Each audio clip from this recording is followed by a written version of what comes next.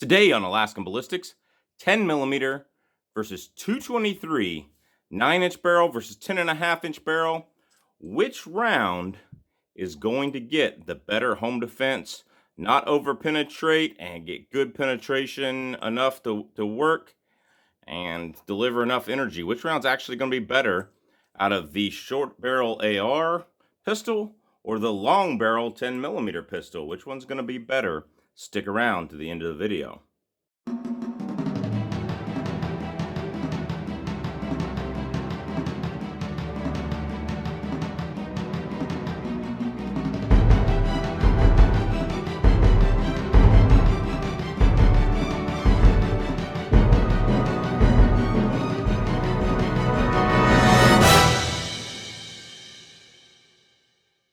Welcome back to Alaskan Ballistics. My name is Chuck, and today we're doing something very interesting, kind of strange. No, it's not a fair comparison. I already know that, so go ahead and troll in the comments.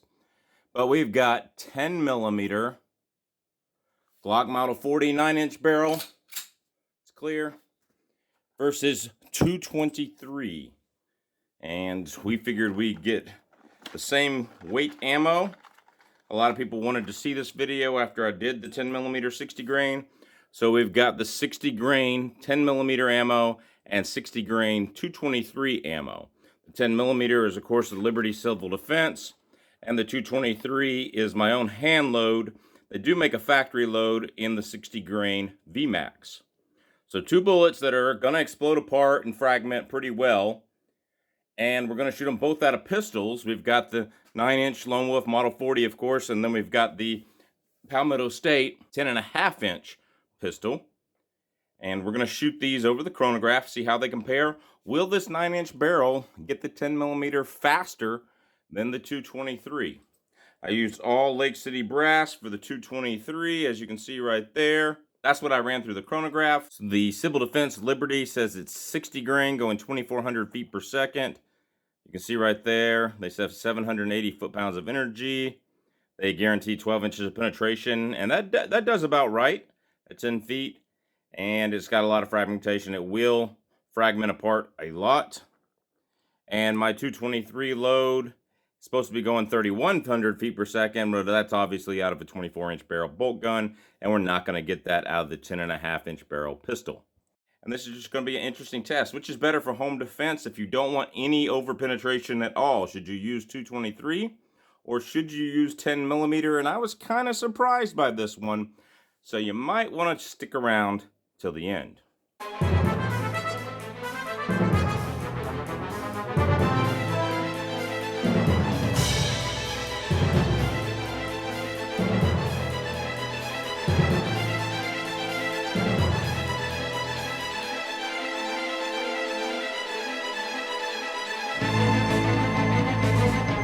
Sorry for the wind noise today.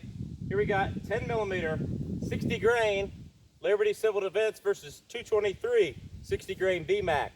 Which one's better? Here we go over the chronograph. 9-inch barrel, Glock 40, here we go.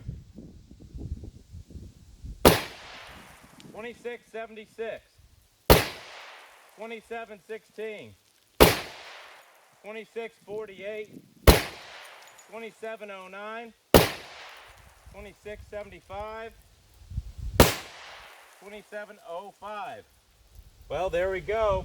We had 2645 to just above 2700. Not much more than the 6.5-inch KKM barrel when we shot it.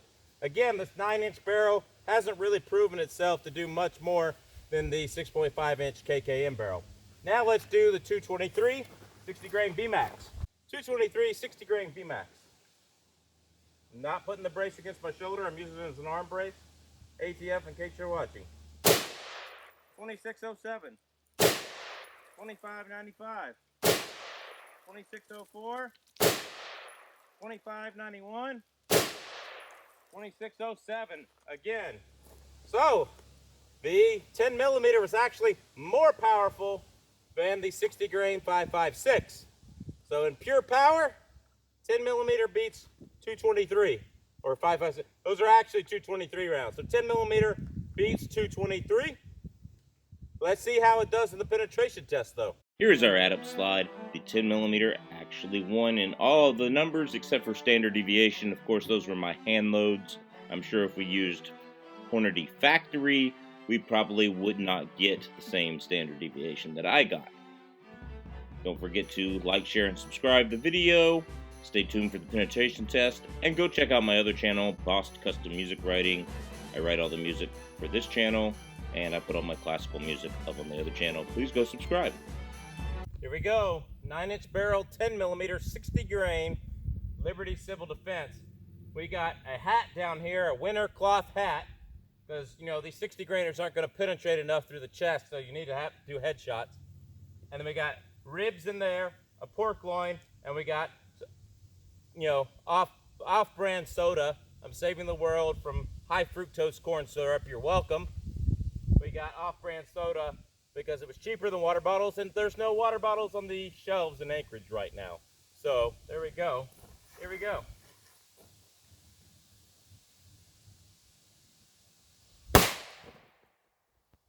Wow, that was a lot of power. A lot of explosive power. I didn't have a magazine in there, that's why I didn't lock back. Let's see what we did. Wow, that was a lot of power.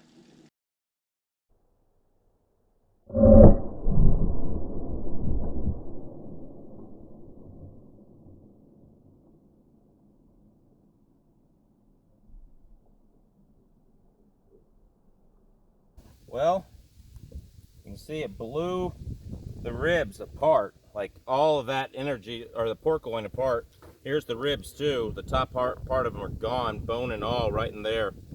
And it sent one water bottle flying into our pile of supplies here. And here's the next one, which it actually looks like it went sideways. It actually looks like it hit and deflected and went sideways into my side jug here. So, whoo! Of course, that's the soda. All we found, it's all we expect to find with these bullets, is the copper or metal plate of them. So there it is. We'll get back to the house, compare it to what we can find of the 223 bullet, which probably won't be much, and we'll see what we can do. Here we are, 223 Remington, 60 grain B-Max out of a 10.5-inch barrel, closest thing we had to the 9-inch barrel Glock. Here we are.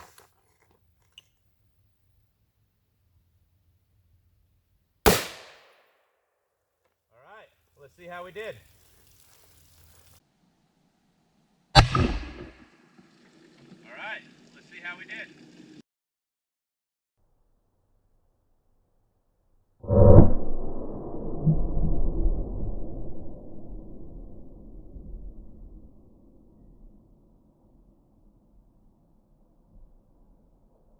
We had exactly the same thing happen. It blew one jug off the table and went through our jug on the side after it hit the jug on the table. And the bullet actually exited that jug because it only partially penetrated. And this is what we found. We found just the little copper jacket of it. That's about what I would expect to find. I didn't expect to find that much of a VMAX. To be honest with you, as far as penetration is concerned, I thought this was going to just go straight through as a 223 and just go straight through and penetrate a lot more. But as penetration is concerned, not really. No, that's all we found is a little petal, little lead fragment, and that. So we'll get that back to the house, weigh it, compare it to the 10mm. I'll just drop the lead fragment on the floor, but let's look on the ground. Oh, here's some copper fragment here too. The jacket, but here's the hat, and you know there's the hole through the ribs. You see that? B-Max did a decent hole through the. I mean, I've killed white-tailed deer with 55 grain B-Max through the neck. So, and then it just busted this all up. That's what you expect. There's some fragments of lead right in there. So there's a fragment of lead on the pork there. So pretty cool. I mean, for either one would work for home defense if you don't want a heck of a lot of penetration where you over penetrate into walls and stuff like that. Still got to hit your target. Put it in the comments if you want to see a whole bunch of different home defense rounds try it against drywall. I know there's 100,000 tests out there like that, so put it in the comments if you want to see me do it. If not, that's fine. But yeah, we thought about doing that today, but we just didn't have time to cut the drywall and all that jazz. But 10 millimeter versus 5.56. Let's get the bullets back to the house, weigh them, and then let's see some final thoughts and see what you guys would say in the comments about what you would use. All right, 10 millimeter versus 5.56. 10 millimeter kind of won a lot of things. Maybe you're better off with the 10 millimeter. Out of 60 grains, you retained 39.4. Not bad, not bad at all, actually, for considering the type of bullet. About 2/3 weight retention. For the VMAX, you retain 9.3 grains. That's not good. That is not good. But you kind of expect that with the VMAX. So I actually didn't expect the 10 millimeter bullet to get much better. Expansion on these is probably not even worth measuring.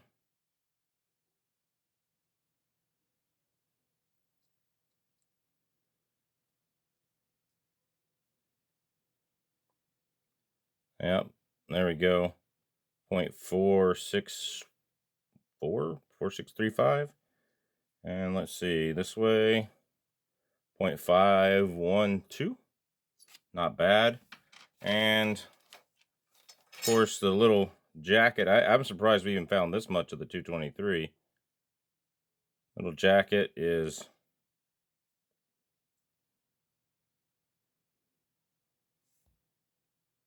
we've got 0.40. Not bad. Not bad. So that's not bad. I would definitely say, shoot whatever you're more comfortable with. But if you're looking for low penetration home protection, I'd have to say the 10 millimeter beats 223 a little bit. Probably doesn't make a hill of beans difference. That's my opinion based on the results. So thank you for watching the 10 millimeter versus 223 for home defense video. We really appreciate you stopping by. Tell me in the comments what you think won. Was it 10 millimeter or was it 223? Which would you rather use between these two rounds if somebody were breaking into your home? I'd still rather use 155 grain XTP from Underwood in this and probably 62 grain tipped TSX in that. But I digress. You tell me what you would use. I'd rather have the better penetrating ammo rather than this gimmick ammo and this varmint groundhog hunting ammo. But you tell me what you would like and what you would do.